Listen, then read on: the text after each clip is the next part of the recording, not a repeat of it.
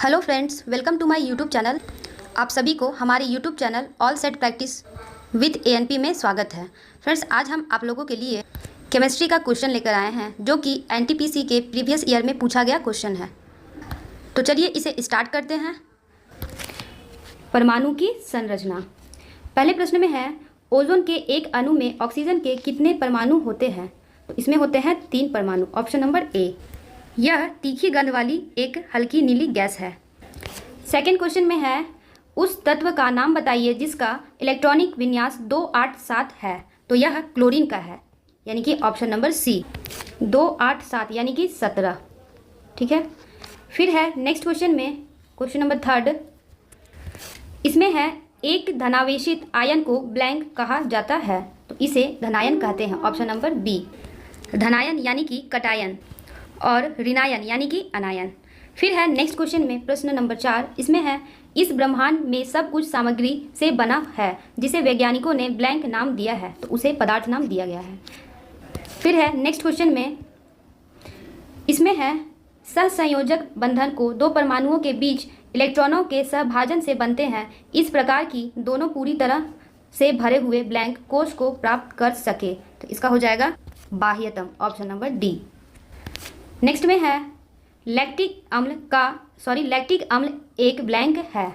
तो यह हो जाएगा 3 कार्बन अणु। Option number D.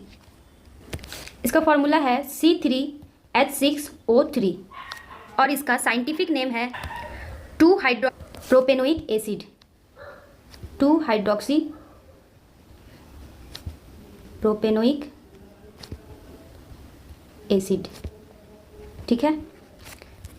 फिर है अगले क्वेश्चन में, माणिक रत्न की रासायनिक संरचना क्या है?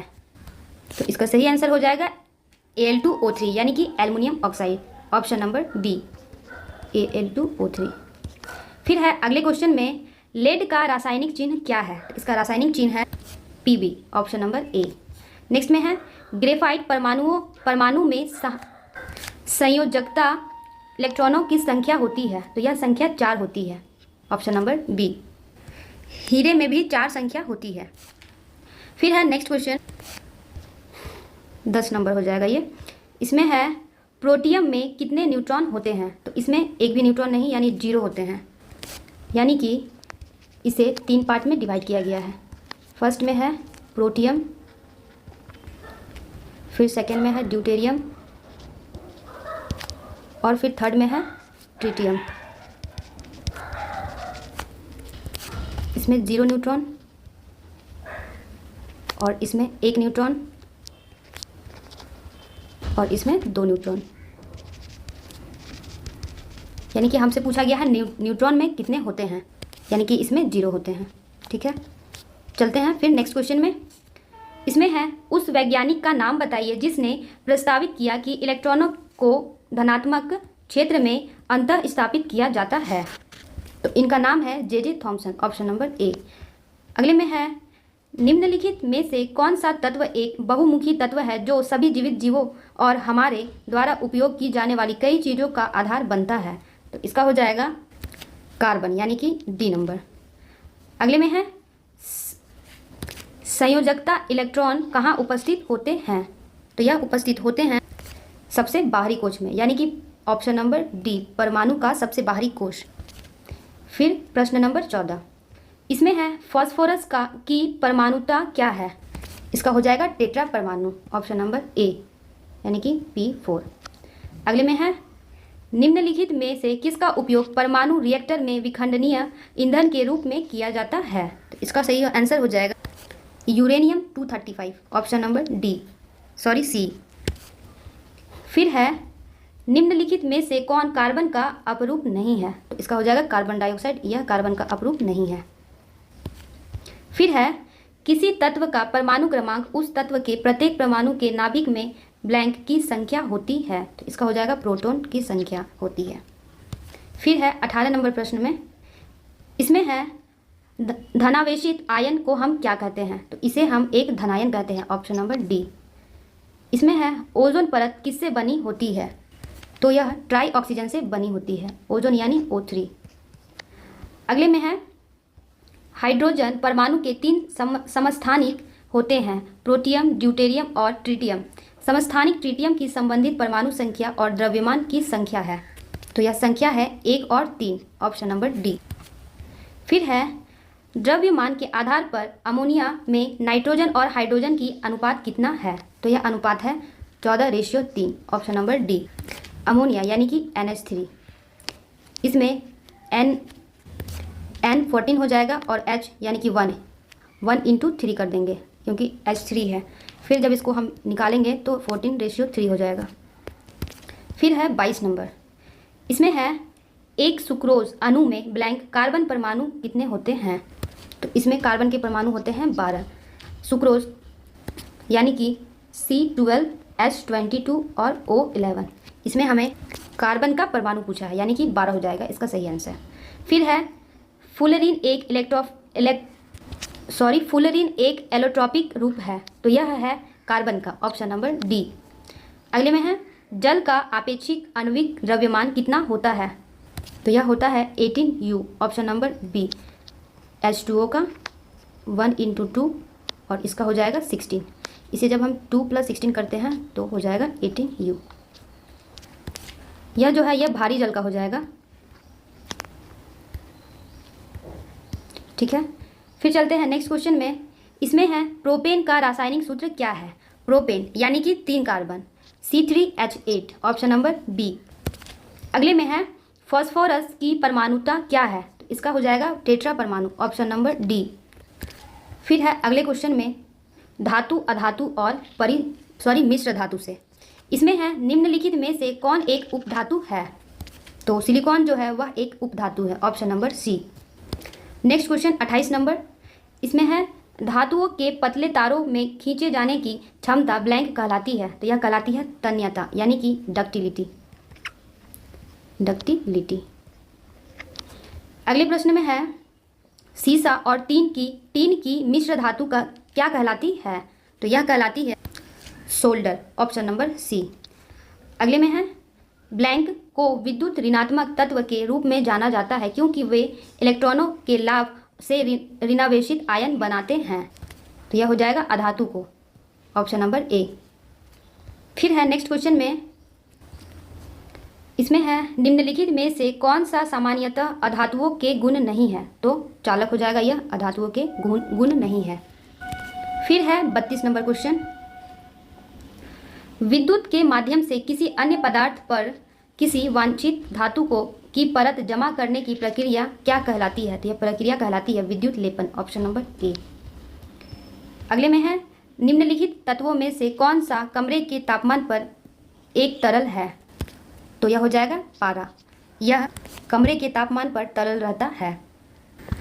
पारे के संपर्क में आने से मिनमाटा रोग होता है, ठीक है, मिनमाटा रोग होता है, ठीक है। अगले में है माइक्रोचिप बनाने के लिए किस धातु का उपयोग किया जाता है, तो इसे बनाने के लिए सिलिकॉन का उपयोग किया जाता है, सिलिकॉन यानी कि Si। नेक्स्ट में है एल्युमिनियम की सतह पर एल्युमिनियम ऑक्साइड की एक मोटी परत बनने की प्रक्रिया को ब्लैंक कहा जाता है ताकि इसे जंग से बचाया जा सके, तो इसे कहते हैं एनोडीकरण, ऑप्शन नंबर बी। फिर है 36 नंबर, इसमें पूछा गया है दिए गए तत्वों के धात्विक लक्षणों का सही क्रम क्या है, तो सबसे ऊपर में आ जाएगा लिथियम, फिर आ जाएगा सोडियम, फिर पोटेशियम, उसके बाद रुबिडियम, फिर सीजियम, यानी कि ऑप्शन नंबर सी। नेक्स्ट में है निम्नलिखित में से किस मिश्र धातु में टिन नहीं होता है, तो यह पीतल में नहीं होता है, यह Zn+Cu का बना होता है, यानी जिंक प्लस कॉपर का। फिर है अगले में चांदी किन पदार्थों से क्रिया करके काली हो जाती है, तो यह सल्फर से प्रक्रिया करके काली हो जाती है। अगले में है लोहे को जंग से बचाने और जंग लगने से बचाने के लिए किस धातु का उपयोग इलेक्ट्रोप्लेटिंग में किया जाता है, तो इसका हो जाएगा जिंक का, ऑप्शन नंबर बी। फिर है 40 नंबर प्रश्न, स्टील को सख्त करने के लिए किस रासायनिक तत्व की आवश्यकता होती है, तो इसका हो जाएगा मैग्नीज की, ऑप्शन नंबर ए। फिर है अगले प्रश्न में निम्नलिखित में से कौन एक अलौह धातु खनिज नहीं है, इसका आंसर आप मुझे कमेंट बॉक्स में बताएंगे, प्रश्न नंबर 41 का, ठीक है। अगले में चलते हैं निम्नलिखित में से किसका उपयोग सौर कोशिकाओं में अर्धचालक के रूप में सबसे अधिक किया जाता है? तो यह हो जाएगा गैलियम आर्सेनाइड का, यानी कि GaAs। इसका है पूरा नाम गैलियम आर्सेनाइड। ठीक है, अगले में चलते हैं। वे तत्व जिनमें धातुओं और अधातुओं के बीच मध्यवर्ती गुण होते हैं उपधातु कहलाते हैं। निम्नलिखित में से किसे उपधातु के रूप में जाना जाता है? तो जर्मेनियम को उपधातु के रूप में जानते हैं। फिर है प्रश्न नंबर 44। इसमें है कमरे के तापमान पर तरल अवस्था में मौजूद एकमात्र अधातु कौन सी है? तो यह है ब्रोमीन, ऑप्शन नंबर बी। अगर धातु पूछेगा तो हो जाएगा पारा। यह क्वेश्चन पहले भी आया है। फिर है ब्लैंक एल्युमिनियम पर ऑक्साइड की मोटी परत बनाने की प्रक्रिया है, तो इस प्रक्रिया को कहते हैं एनोडाइजिंग, ऑप्शन नंबर ए। अगले में है पीतल मिश्रण है, तो यह मिश्रण है 30% जिंक का और 70% कॉपर का, यानी कि ऑप्शन नंबर डी। अगले प्रश्न में है पटाखों को अपना रंग धातु के लवण से मिलता है। निम्नलिखित में से कौन सा धातु लवण हरे रंग की आतिशबाजी का प्रदर्शन करता है? चलते हैं, सॉरी इसका आंसर नहीं बताया है। इसका सही आंसर हो जाएगा barium, option number B. Copper chloride का जो कलर हो जाएगा वह हो जाएगा कॉपर क्लोराइड का नीला। फिर सोडियम नाइट्रेट का पीला, और फिर कैल्शियम क्लोराइड का नारंगी कलर, और स्ट्रोंशियम क्लोराइड इसका कलर हो जाएगा लाल। ठीक है, यानी कि इसका जो आंसर हो जाएगा वो हो जाएगा बेरियम। फिर है 48 नंबर क्वेश्चन। इसमें है एसिड, बेस और साल्ट से। इसमें है लैक्टिक अम्ल एक ब्लैंक है, तो यह 3 कार्बन अणु का है, ऑप्शन नंबर डी। नेक्स्ट में है नींबू के रस का pH लगभग होता है, इसका pH लगभग 2 होता है। अगले प्रश्न में है मानव शरीर का pH परास कितना है? इसका pH परास जो है वह 7.35 से 7.45 है, ऑप्शन नंबर डी। अगले में है चींटी के डंक में कौन सा अम्ल होता है? तो इसके डंक में होता है फॉर्मिक एसिड, यानी कि मेथेनोइक अम्ल, इसे फॉर्मिक एसिड भी कहते हैं। इसका जो फॉर्मूला हो जाएगा वो हो जाएगा HCOOH। अगले प्रश्न में है निम्नलिखित में से कौन अम्ल और क्षार के बीच क्या समानता है? यानी कि एसिड और बेस के बीच का पूछा गया है। इसका आंसर जो हो जाएगा वो होगा अम्ल या क्षार को जल में मिलाने की प्रक्रिया ऊष्माक्षेपी होती है, ऑप्शन नंबर सी। अगले में है लिटमस विलयन किससे प्राप्त होता है? तो यह लाइकेन से प्राप्त होता है, ऑप्शन नंबर सी। पेटूनिया इसे सजावटी पौधा भी कहते हैं, सजावटी पौधा है ये, इसे कहते नहीं है, यह एक प्रकार का सजावटी पौधा है। ठीक है, नेक्स्ट में है किसी विलयन में हाइड्रोजन आयन सांद्रता मापने का पैमाना क्या है? तो यह pH स्केल है, ऑप्शन नंबर ए। अगले में है एनोडाइजिंग प्रक्रिया में किस अम्ल का उपयोग किया जाता है? तो इस प्रक्रिया में तनु सल्फ्यूरिक अम्ल का प्रयोग किया जाता है, यानी कि H2SO4। अगले में है यदि कोई विलयन नीले लिटमस पेपर के रंग को लाल रंग में बदलता है तो इस विलयन का pH क्या होगा? तो इसका जो pH होगा वो 7 से कम हो जाएगा, ऑप्शन नंबर ए में है। नेक्स्ट प्रश्न में है प्रश्न नंबर 57। इसमें है निम्नलिखित में से कौन उभयधर्मी ऑक्साइड है? तो यह है zinc oxide, option number B. उभयधर्मी यानी कि एसिड प्लस बेस।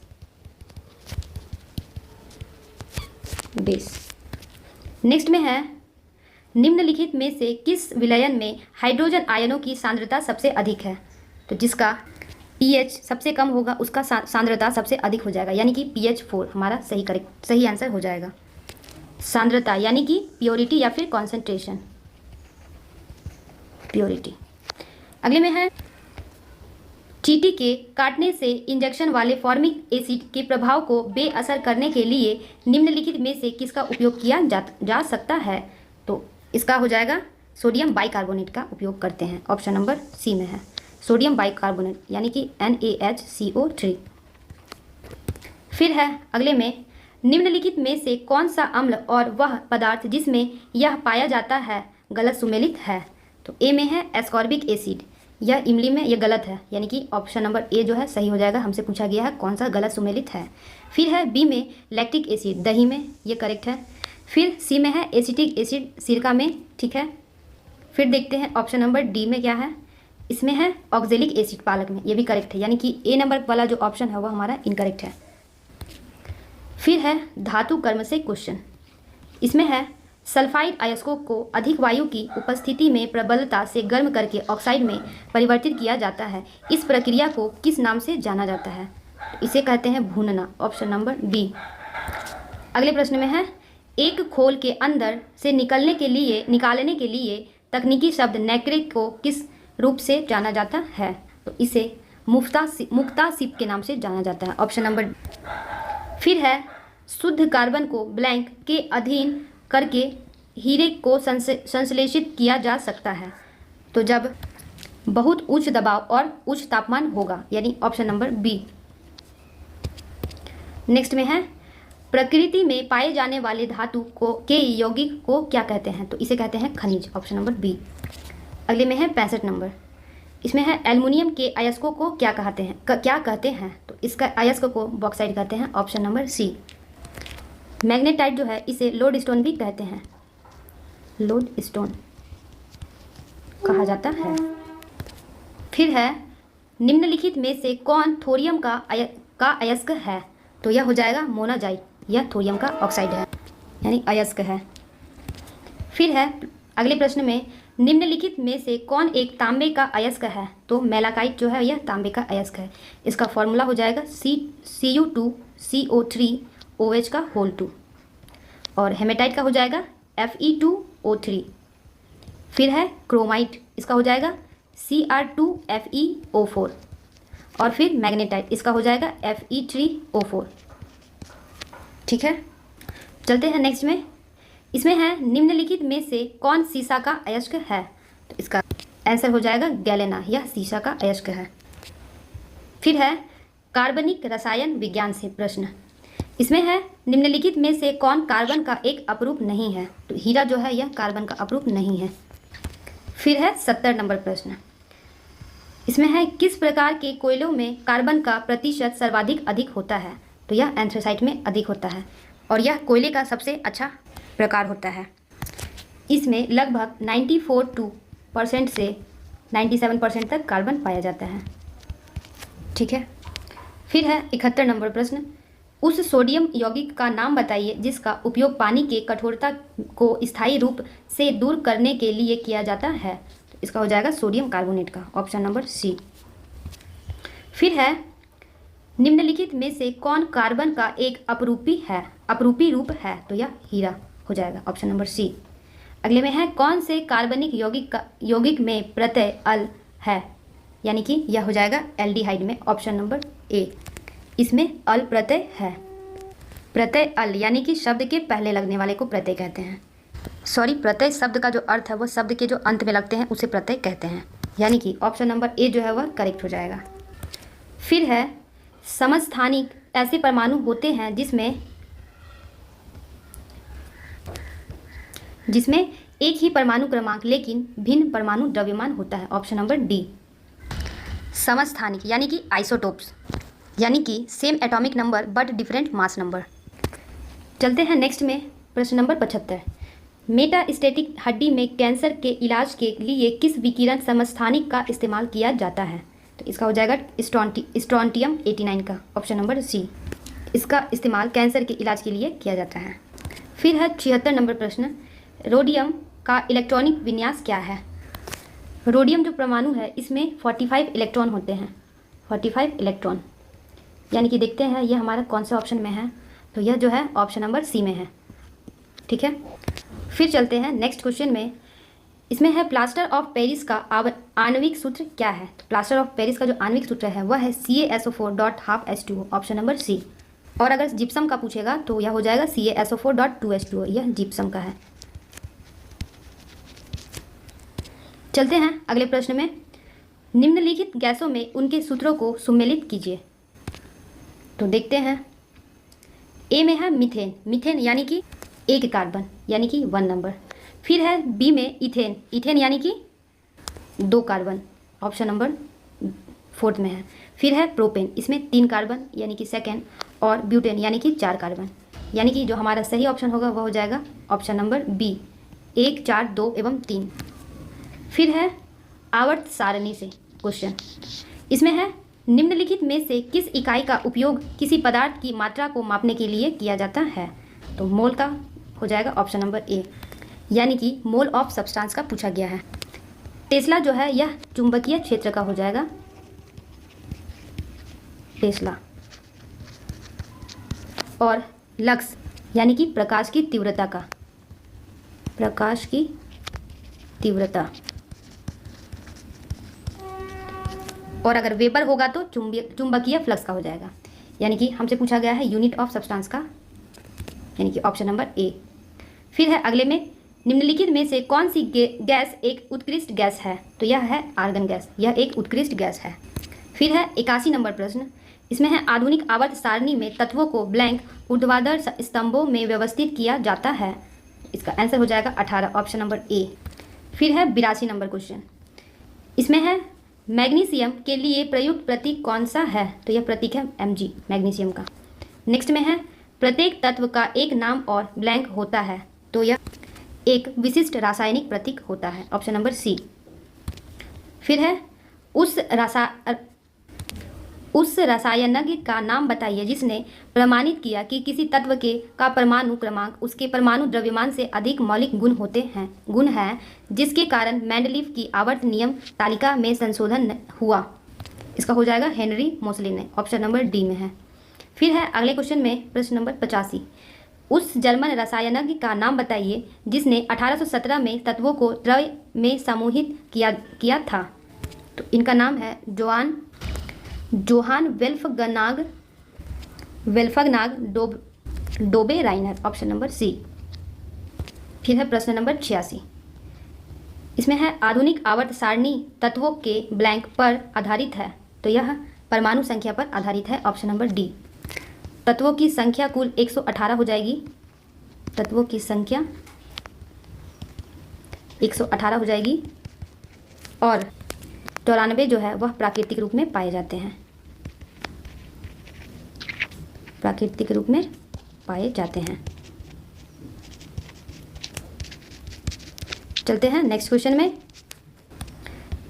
इसमें है आवर्त सारणी का आविष्कार किस वैज्ञानिक ने किया था? तो इसका आविष्कार दिमित्री मेंडलीव ने किया था, ऑप्शन नंबर डी, और यह 1869 में किया था, 1869 में। अगले में है आवर्त सारणी में जैसे ही कोई समूह में नीचे जाता है कौन सा गुण नहीं बदलता है? तो यह हो जाएगा वैलेंसी, यानी कि संयोजकता, ऑप्शन नंबर सी, इसे वैलेंसी कहते हैं। फिर है नेक्स्ट में निम्नलिखित में से कौन सा एक तत्व नहीं है? तो सिलिका जो है यह एक तत्व नहीं है। फिर है 90 नंबर प्रश्न, इसमें है निम्नलिखित में से कौन सा सबसे कम प्रतिक्रियाशील तत्व है? तो नियॉन जो है यह सबसे कम प्रतिक्रियाशील तत्व है, ऑप्शन नंबर ए।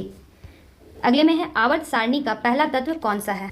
तो यह तत्व है हाइड्रोजन, यह आवर्त सारणी का पहला तत्व है। फिर है 92 नंबर, इसमें है आवर्त सारणी में किसी तत्व की स्थिति उसकी ब्लैंक संख्या से निर्धारित होती है, तो यह प्रोटॉन की संख्या से निर्धारित होती है, ऑप्शन नंबर सी। फिर है 93 नंबर, इसमें है समस्थानिक शब्द का क्या अर्थ है? समस्थानिक यानी कि आइसोटोप्स,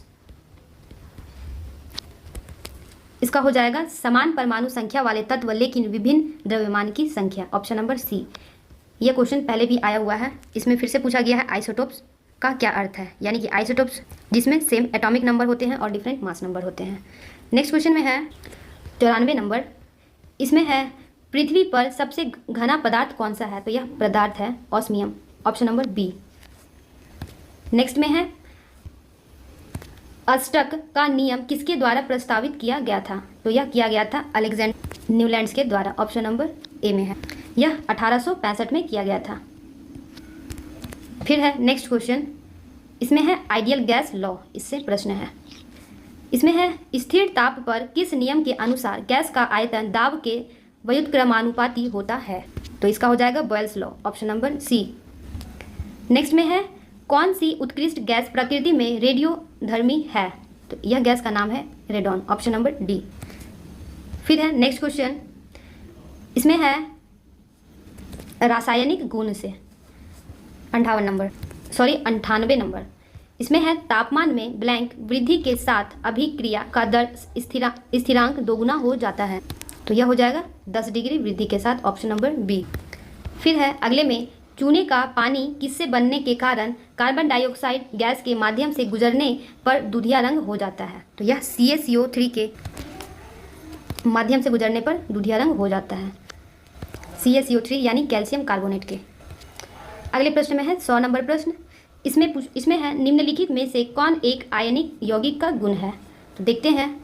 ए में है यह कठिन है और आसानी से नहीं टूटता है, यह आयनिक गुण नहीं है। फिर है बी में इसका गलनांक और क्वथनांक उच्च होता है, यह सही हो जाएगा, यह एक आयनिक यौगिक का गुण है। फिर सी में है यह केरोसिन और पेट्रोल जैसे विलायक में घुलनशील है, ये भी रॉन्ग है। फिर डी में है यह ठोस अवस्था में विद्युत का संचालक करता है, ये भी गलत है, यानी कि ऑप्शन नंबर जो बी है। नेक्स्ट क्वेश्चन है कमरे के तापमान पर विशिष्ट गंध वाली हरी पीली गैस कौन सा तत्व है? तो यह है क्लोरीन, यानी कि हमारा करेक्ट ऑप्शन होगा बी नंबर। फिर है नेक्स्ट में ऑक्सीकरण क्या है? तो यह एक रासायनिक अभिक्रिया के दौरान ऑक्सीजन प्राप्त करने वाला पदार्थ है, यानी कि ऑप्शन नंबर बी जो है वो करेक्ट हो जाएगा। नेक्स्ट में है सोडियम एक अभिक्रियाशील धातु है जिसे खुला रखने पर ब्लैंक के साथ विस्फोट और आग पकड़ने के लिए अभिक्रिया करता है। तो इसका हो जाएगा ऑक्सीजन, इसके साथ विस्फोट और आग पकड़ने के लिए अभिक्रिया करता है। अगले में है परमाणु हथियार में उपयोग किए जाने वाले सबसे आम समस्थानिक है? तो यह है यूरेनियम और प्लूटोनियम, यानी कि ऑप्शन नंबर ए। अगले में है 105 नंबर, इसमें है निम्नलिखित में से कौन कमरे के तापमान पर विशिष्ट गंध वाली हरी पीली गैस है? तो यह है क्लोरीन, ये क्वेश्चन अभी ही आया हुआ था। फिर है नेक्स्ट में गर्म करने पर कैल्शियम कार्बोनेट का कैल्शियम ऑक्साइड और कार्बन डाइऑक्साइड में अपघटन ब्लैंक का एक उदाहरण है। तो यह थर्मल डिकम्पोजिशन, यानी कि ऑप्शन नंबर डी। फिर है अगले में सॉल्यूशन से क्वेश्चन, इसमें है एक विलयन चॉक पाउडर के साथ अभिक्रिया करके एक गैस प्रदान करता है जो चूने के पानी को दूधिया कर देती है।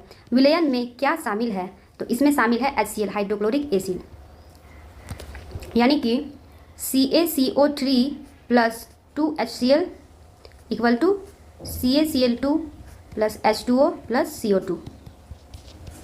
नेक्स्ट में है एक ब्लैंक दो या अधिक पदार्थों का सजातीय मिश्रण है। तो यह है विलयन, ऑप्शन नंबर बी। फिर है 109 नंबर, इसमें है NaCl और NH4Cl के मिश्रण को अलग करने के लिए निम्नलिखित में से किस विधि का उपयोग किया जा सकता है? तो इस विधि का नाम है ऊर्ध्वपातन, ऑप्शन नंबर ए। ऊर्ध्वपातन यानी कि सब्लिमेशन। फिर है नेक्स्ट क्वेश्चन में 110 नंबर, इसमें है पानी और अघुलनशील पदार्थों के मिश्रण के भारी अघुलनशील घटकों का जमाव कहलाता है। तो यह कहलाता है अवसादन, ऑप्शन डी। नेक्स्ट में है दुर्बल अम्ल और उसके लवण के विलयन को क्या कहते हैं? तो इसे कहते हैं उभयरोधी विलयन, ऑप्शन नंबर बी। दुर्बल अम्ल और उसके लवण के विलयन को बफर विलयन भी कहते हैं, कि बफर विलयन। चलते हैं नेक्स्ट में, इसमें है 112 नंबर, पावर अल्कोहल ब्लैंक और एथिल अल्कोहल का मिश्रण है। यह पेट्रोल का हो जाएगा, यानी कि ऑप्शन नंबर डी। नेक्स्ट में है सोडा वाटर जैसे वातित पेय में विलय के रूप में कौन सी गैस होती है? तो इसमें होती है CO2 गैस, यानी ऑप्शन नंबर ए। नेक्स्ट में है सिन गैस मुख्य रूप से ब्लैंक का मिश्रण है। तो यह कार्बन मोनोऑक्साइड और हाइड्रोजन का मिश्रण है, ऑप्शन नंबर सी। फिर है अगले में निम्नलिखित में से कौन एक क्षारीय विलयन नहीं है? तो एल्युमिनियम हाइड्रोक्साइड जो है वह एक क्षारीय विलयन नहीं है, ऑप्शन नंबर ए। फिर है 116 नंबर, इसमें है दो अलग अलग प्रकार के पदार्थों के कणों के अपने आप आपस में मिलने के लिए किस शब्द का प्रयोग किया जाता है? तो इसे कहते हैं प्रसार, ऑप्शन ए। अगले में है बेकिंग पाउडर में पाए जाने वाले तत्वों के नाम लिखिए। तो इन तत्वों का नाम है सोडियम, हाइड्रोजन, कार्बन और ऑक्सीजन, ऑप्शन नंबर डी। फिर है निम्नलिखित में से कौन कोलाइड का गुण नहीं है, पूछा है। तो देखते हैं, ए में है कोलाइड इससे गुजरने वाले प्रकाश की किरण को बिखेर नहीं सकता है। ये गलत कहा गया है, हमसे पूछा गया है कौन सा इसका गुण नहीं है, यानी कि ऑप्शन नंबर ए जो है यह करेक्ट हो जाएगा। बी में है एक कोलाइड एक विषम मिश्रण है, यह करेक्ट है। फिर सी में है बिना किसी बाधा के छोड़े जाने पर वे स्थिर नहीं होते हैं, ये भी सही है। और फिर डी में है बहुत छोटे आकार के कारण व्यक्तिगत कणों को नग्न आंखों से नहीं देखा जा सकता है, ये भी राइट है। यानी कि हमसे पूछा है कौन सा गुण नहीं है, ऑप्शन नंबर ए करेक्ट हो जाएगा। फिर है 119 नंबर, किसी विलेय और विलायक के समांगी मिश्रण को क्या कहते हैं, तो इसे कहते हैं विलयन, ऑप्शन नंबर ए। नेक्स्ट में है 120 नंबर, निम्नलिखित में से किस विलयन में हाइड्रोजन आयनों की सांद्रता सबसे अधिक होती है, तो जिसका पीएच सबसे कम होगा उनकी सांद्रता सबसे अधिक हो जाएगी, यानी कि ऑप्शन नंबर डी। यह क्वेश्चन भी पहले आ चुका है। फिर है नेक्स्ट में चीनी के अल्कोहल में बदलने की प्रक्रिया क्या कहलाती है, तो यह प्रक्रिया को कहते हैं किण्वन, ऑप्शन नंबर डी। नेक्स्ट में है निम्नलिखित में से किस मिश्रण का उपयोग सोने को शुद्ध करने के लिए किया जाता है, तो इसे शुद्ध करने के लिए एक्वा रेजिया का यूज़ किया जाता है। फिर है 123 नंबर, इसमें है रोज़मर्रा की ज़िंदगी में रसायन विज्ञान, इससे रिलेटेड क्वेश्चन है। फिर इसमें है निम्नलिखित में से किसका उपयोग प्लास्टिक में किया जाता है, तो एथिलीन का उपयोग प्लास्टिक में किया जाता है, ऑप्शन नंबर बी। अगले में है निम्नलिखित में से किस में CFC शामिल है, CFC यानी क्लोरोफ्लोरोकार्बन, तो यह शीतलक में, ऑप्शन नंबर डी, यानी कि फ्रीऑन। फिर है अगले में निम्नलिखित में से कौन सी शर्करा को अल्कोहल में बदलने की प्रक्रिया है, तो इस प्रक्रिया को किण्वन कहते हैं, ऑप्शन नंबर सी। नेक्स्ट में है बायोगैस एक उत्कृष्ट ईंधन है क्योंकि इसमें 75% तक ब्लैंक होती है, तो इसमें 75% मीथेन होती है, ऑप्शन नंबर ए, इसीलिए इसे उत्कृष्ट ईंधन कहा गया है। फिर है नेक्स्ट क्वेश्चन, निम्नलिखित में से कौन सा सोफी पेय में फिज मिश्रण करता है, तो देखते हैं ऑप्शन, तो इसका हो जाएगा carbonic acid, option number B. फिर है अगले में 128 नंबर, निम्नलिखित में से कौन प्लास्टर ऑफ पेरिस के बारे में सही नहीं है। ए में है प्लास्टर ऑफ पेरिस का उपयोग सजावटी डिज़ाइन बनाने के लिए किया जाता है, यह सही है। बी में है पानी से भीगने पर प्लास्टर ऑफ पेरिस नहीं बदलता है, यह कथन गलत है, यह ऑप्शन नंबर बी करेक्ट होगा। फिर सी में है प्लास्टर ऑफ पेरिस सफ़ेद होता है, यह भी करेक्ट है। और फिर डी में है टूटी हड्डियों की मरम्मत के लिए प्लास्टर ऑफ पेरिस का उपयोग किया जाता है, यह भी कथन सही है, यानी कि ऑप्शन नंबर बी जो है वह इनकरेक्ट है। फिर है नेक्स्ट में हल्का और ज्वलनशील होने के कारण ब्लैंक गैस का उपयोग गुब्बारों में हवा भरने के लिए किया जाता है, तो इस गैस का नाम है हीलियम गैस, यह हल्की होती है। अगले में है चांदी का आभूषण हवा के संपर्क में आने पर कुछ समय बाद काला हो जाता है क्योंकि यह सिल्वर सल्फाइड बनाने के लिए सिल्वर वायु में सल्फर के साथ अभिक्रिया करता है, यानी कि ऑप्शन नंबर बी करेक्ट हो जाएगा। अगले में है पुरानी पुस्तकों में कागज़ के भूरे होने का प्रक्रिया क्या कहलाती है, तो यह प्रक्रिया कहलाती है foxing, option number C. Next में है ब्रेड को ऊपर उठाने के लिए उसमें कौन सी सामग्री डाली जाती है, तो उसमें यीस्ट डाली जाती है, यानी खमीर, इसे यीस्ट कहते हैं, यीस्ट, इसी का हिंदी नाम है खमीर। अगले में है उस गैस का नाम बताइए जो विक प्रकार के लाइटर में भरी जाती है, यानी कि इसका जो करेक्ट आंसर होगा वह होगा ब्यूटेन, ऑप्शन नंबर ए। फिर है 134 नंबर, निम्नलिखित में से कौन हवा में चांदी की वस्तुओं को काला कर देता है, इसका हो जाएगा sulphur, option number C. Next में है सोडा वाटर में कौन सी गैस पाई जाती है, तो इसमें पाई जाती है CO2 गैस, यानी option number C carbon dioxide. फिर है अगले में निम्नलिखित में से किसका उपयोग जल के शुद्धिकरण के लिए किया जाता है, तो हम जानते हैं फिटकिरी का उपयोग किया जाता है। फिर है 137 नंबर, पानी में पाइप के निर्माण के लिए किस बहुलक का उपयोग किया जाता है, तो इसमें PVC का उपयोग किया जाता है, यानी कि पॉलीविनाइल क्लोराइड। नेक्स्ट में है 138 नंबर, इसमें है निम्नलिखित में से कौन सा शाकनाशी है, तो इसका नाम है ऑप्शन नंबर बी 2,4-D, यह एक शाकनाशी है।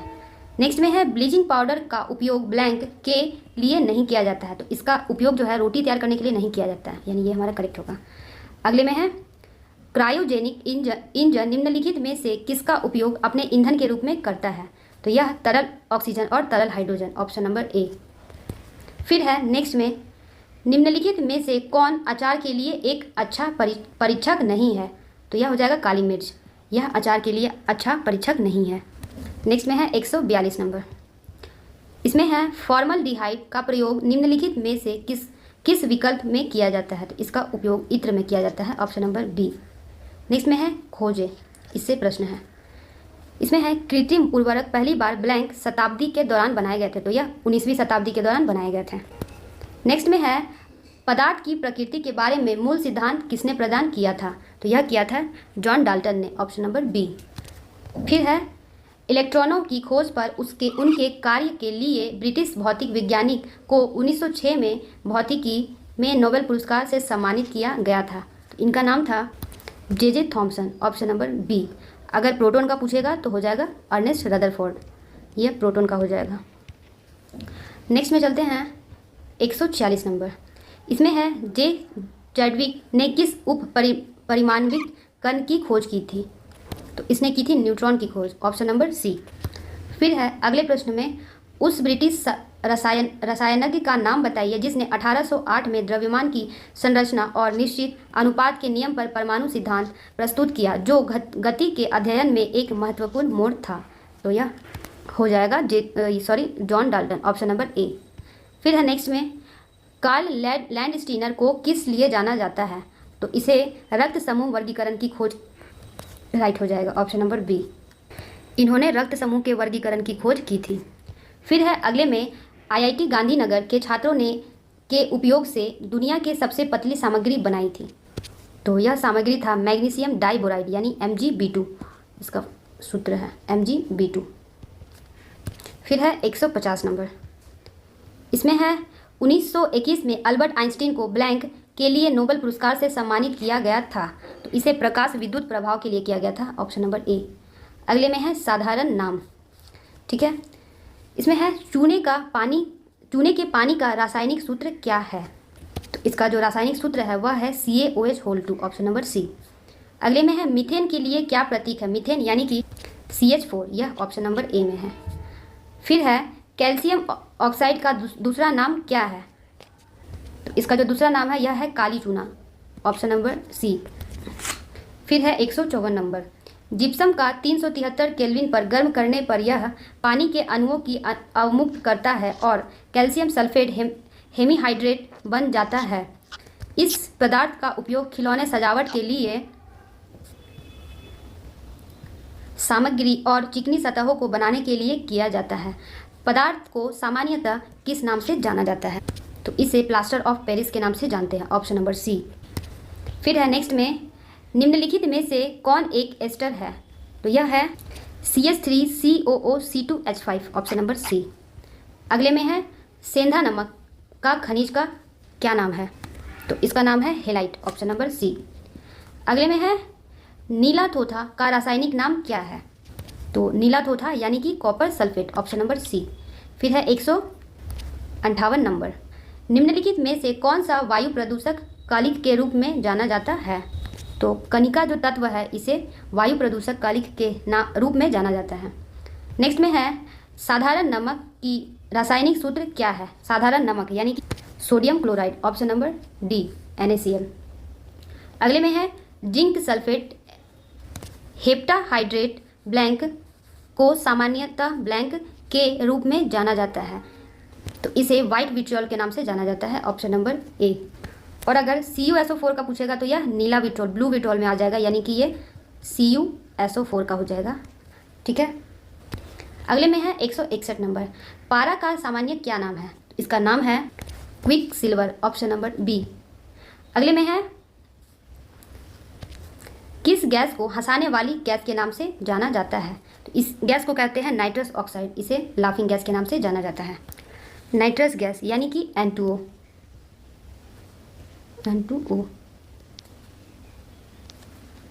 फिर है अगले प्रश्न में NaHCO3 का सामान्य नाम क्या है? तो NaHCO3 का जो सामान्य नाम है यह है baking soda, option number D. अगर धावन सोडा का पूछेगा तो हो जाएगा Na2CO3। अगले प्रश्न में है ग्लिसरॉल का IUPAC नाम क्या है? इसका IUPAC नेम है प्रोपेन 1,2,3 ट्राइऑल, ऑप्शन नंबर डी। फिर है नेक्स्ट में E300 का सामान्य नाम क्या है?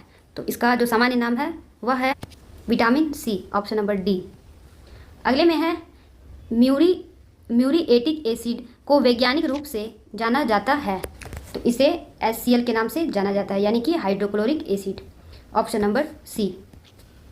फिर है नेक्स्ट क्वेश्चन विविध से। इसमें है सेरीकल्चर शब्द निम्नलिखित में से किससे संबंधित है? सेरीकल्चर यानी रेशम पालन से संबंधित है। फिर है अगले में कौन सा उद्योग चूना पत्थर को कच्चे माल के रूप में करता है? तो इसका आंसर हो जाएगा सीमेंट, ऑप्शन नंबर ए। अगले में है पौधों में प्रोटीन और अन्य यौगिक के संश्लेषण में किस आवश्यक तत्व का उपयोग किया जाता है? तो इसके लिए नाइट्रोजन का उपयोग किया जाता है, ऑप्शन नंबर सी। अगले में है 170 नंबर, किसानों की त्वचा को कीटनाशकों से बचाने के लिए सामयिक जेल किसके द्वारा विकसित किया गया है? तो यह किया गया है स्टेम सेल विज्ञान और पुनर्योजी चिकित्सा संस्थान, ऑप्शन नंबर ए। 171 नंबर, इसमें है निम्नलिखित में से कौन सा अम्ल नेत्र धावन का घटक है? तो यह हो जाएगा बोरिक अम्ल, बोरिक एसिड H3BO3, यानी कि यह करेक्ट होगा। फिर है अगले प्रश्न में निम्नलिखित में से कौन जैव निम्नीकरणीय है? तो यह पौधे हैं, वह जो जैव निम्नीकरणीय है। नेक्स्ट में है रेडियोधर्मी सामग्री द्वारा उत्सर्जित विकिरण की मात्रा को पारंपरिक इकाई ब्लैंक का उपयोग करके मापा जाता है, तो इसका आंसर हो जाएगा Curie, option number A. Next में है क्लोरोफिल में निम्न में से कौन सा तत्व होता है? तो इसमें होता है मैग्नीशियम, ऑप्शन नंबर ए। अगले में है निम्नलिखित में से किसका उपयोग परमाणु रिएक्टरों में मंदक के रूप में नहीं किया जाता है? बोरोन का उपयोग नहीं किया जाता है, इसका उपयोग नियंत्रक छड़ के रूप में किया जाता है। फिर है अगले प्रश्न में निम्नलिखित में से कौन सा विलयन बिजली के संचालक नहीं करता है? तो यह हो जाएगा अल्कोहल और ग्लूकोज, यह बिजली का संचालन नहीं करता है। नेक्स्ट में है भारी पानी निम्नलिखित में से किससे संबंधित है? तो यह संबंधित है परमाणु ऊर्जा उत्पादन संयंत्र से, ऑप्शन नंबर बी। यह मंदक के रूप में प्रयोग होता है।